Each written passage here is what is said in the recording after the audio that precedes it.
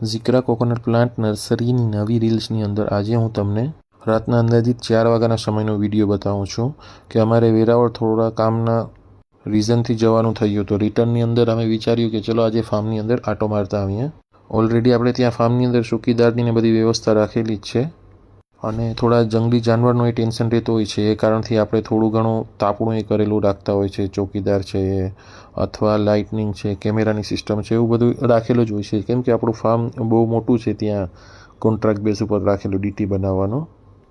અત્યારે ઠંડીની સિઝન તો નથી, તે છતાં એ ઉનાળો તો એ થયો કે હાલો રાતના છે તો થોડું તાપણું કરી લઈએ. એવી રીતે બધું તમે વિડીયોમાં રાતના સમયનું જોઈ શકો છો કે નારિયેળીની અંદર ખૂબ જ સુંદર બંધારણી થયેલું છે મધર પ્લાન્ટની અંદર.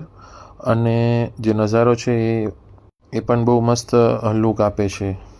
સાથમાં લાઇટ તો નહોતા લઈ ગયા, તે છતાંય મોબાઈલની લાઇટ અને જે આપણે બાઇકની લાઇટ છે એનાથી થોડું ઘણું જેટલો વિડીયો ઉતરો એટલો ઉતાર્યો છે. અને આ બધા આપણા મધર પ્લાન્ટ છે એનો આપણે આવરણ છે સીડે 3-4 મહિનામાં ચાલુ થઈ જશે.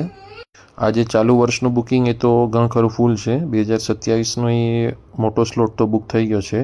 તે છતાંય જો રિક્વાયરમેન્ટ હોય તો અત્યારે ચોમાસા પહેલાં 2027 માટેનું બુકિંગ ચાલુ છે. તો દર્શક મિત્રો, તમે જો જઈ શકો છો કે જે મધર પ્લાન્ટની અંદર સીડીને બધું પડેલું છે, ત્યાં આપણે વાળીએ આંબો એ છે. અને હવે આપણે ઘરે જવાનો સમય આવી ગયો છે. Thank you.